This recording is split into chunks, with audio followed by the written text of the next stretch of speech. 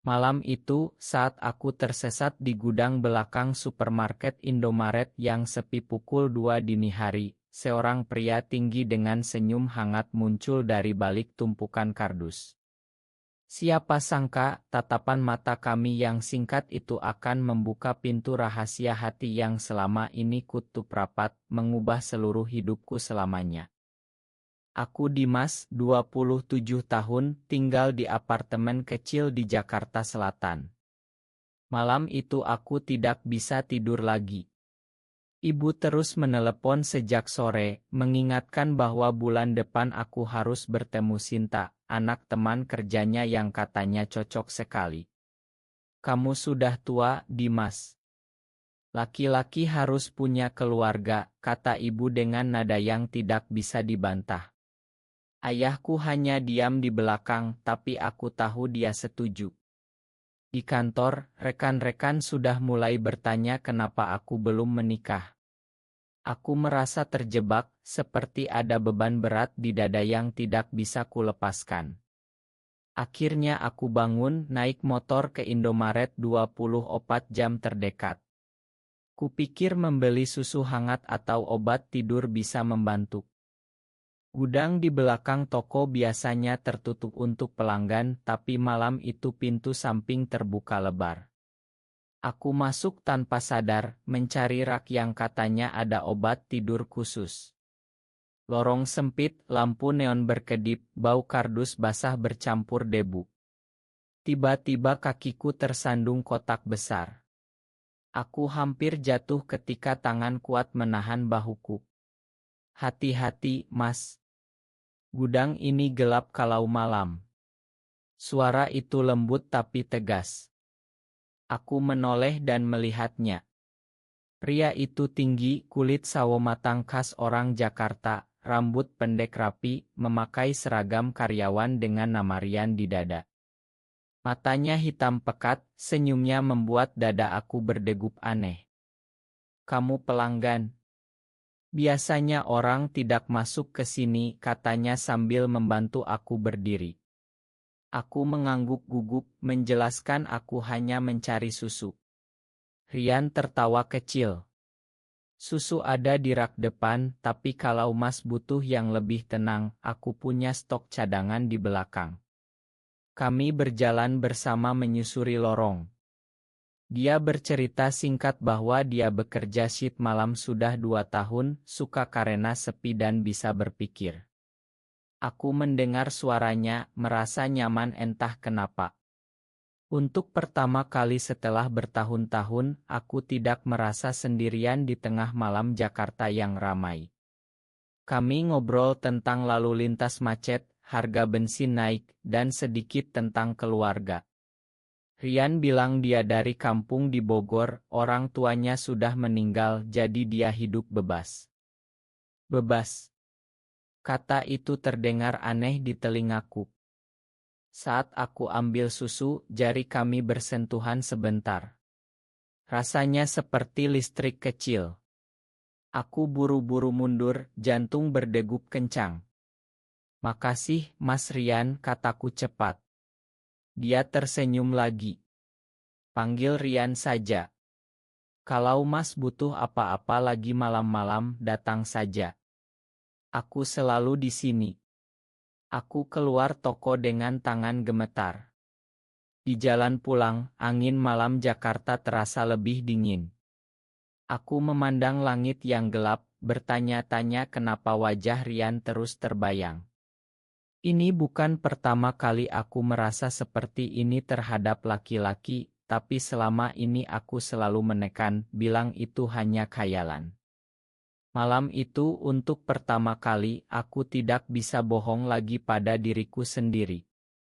Aku sampai rumah, duduk di tepi tempat tidur, memegang botol susu yang masih hangat.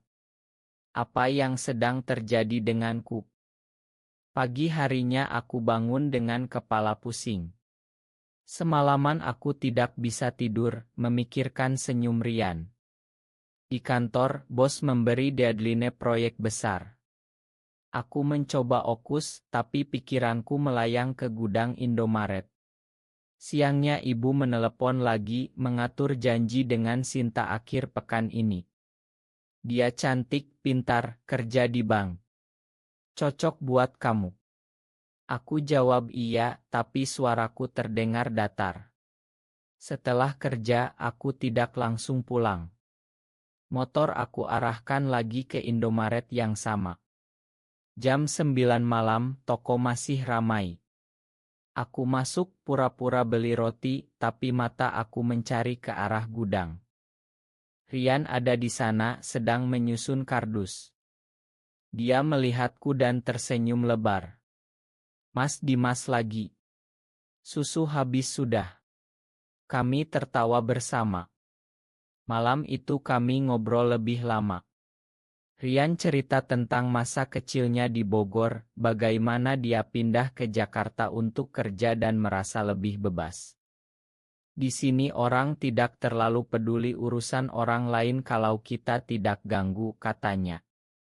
Aku mendengar dan merasa iri. Aku cerita sedikit tentang tekanan ibu, tentang Sinta yang akan kujemput minggu depan. Rian mendengarkan tanpa menghakimi. Kadang kita harus ikuti hati sendiri, Mas. Keluarga penting, tapi hidup kita sendiri juga. Kata-katanya seperti angin segar. Kami bertukar nomor sebelum aku pulang. Malam-malam berikutnya, kami mulai chat. Awalnya biasa, tentang cuaca atau makanan enak di Jakarta. Tapi lama-lama obrolan semakin dalam. Rian kirim foto gudang yang sepi, aku kirim foto meja kerjaku yang berantakan. Suatu malam, dia tanya, Mas pernah merasa berbeda dari yang lain? Aku diam lama sebelum balas.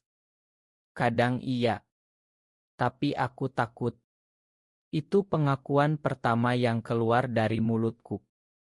Rian tidak langsung jawab, tapi besoknya dia bilang, aku mengerti. Aku juga pernah di posisi itu. Pertemanan kami tumbuh cepat. Aku mulai merasa hidupku ada warna baru. Tapi di dalam hati aku tahu ini lebih dari pertemanan. Setiap kali ingat matanya, dada aku hangat.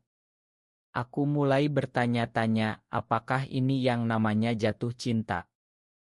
Akhir pekan itu aku ketemu Sinta seperti janji ibu. Kami makan malam di mall, dia cantik dan ramah, tapi aku merasa kosong. Pulang malam, aku langsung chat Rian. Hari ini berat. Dia balas cepat, mau ketemu. Gudang masih buka. Aku pergi lagi. Malam itu hujan deras, gudang terasa lebih hangat. Rian bawa 2 gelas kopi hangat.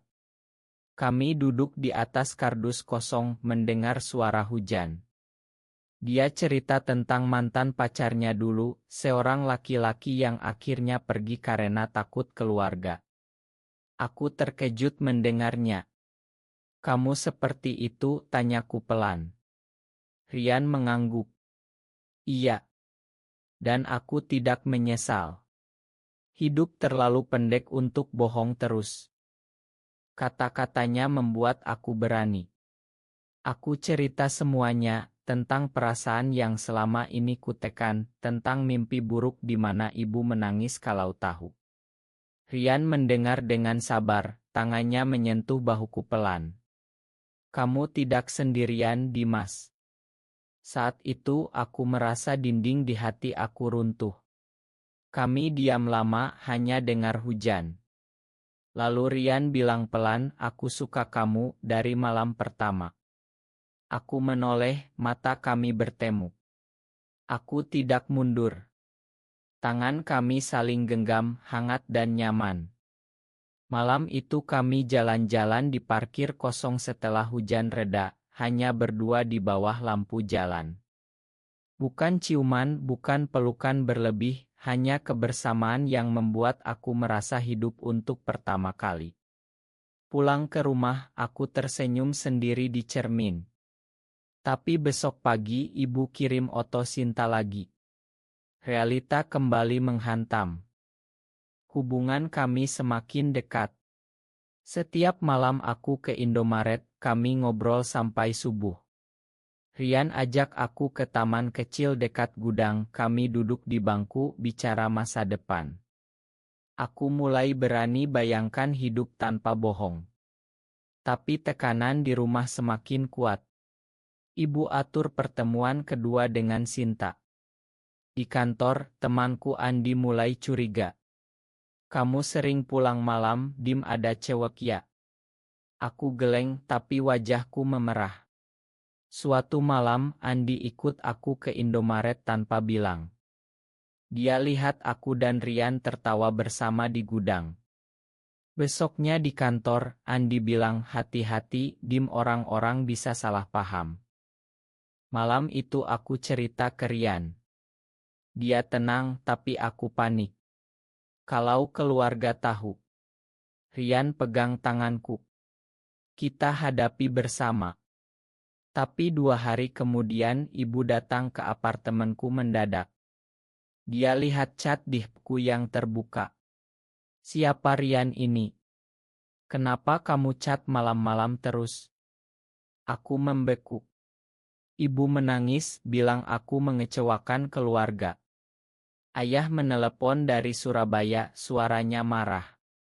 Kamu laki-laki, Dimas. Jangan bikin malu.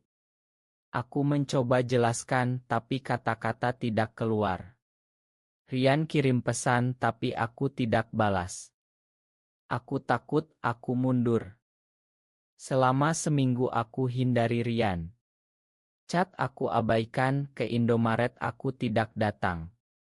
Di rumah, ibu ajak Ustadz untuk bicara. Mereka bilang ini ujian, aku harus kembali ke jalan yang benar. Aku merasa hancur. Di kantor, Andi yang ternyata sudah gosip ke beberapa orang, membuat suasana canggung. Suatu malam, Rian datang ke apartemenku. Kenapa kamu menghilang, Dim? Tanyanya dengan mata sedih.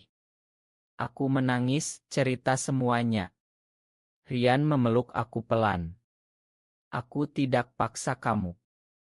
Tapi aku juga manusia, aku sakit kalau kamu jauh. Malam itu kami berbicara sampai pagi.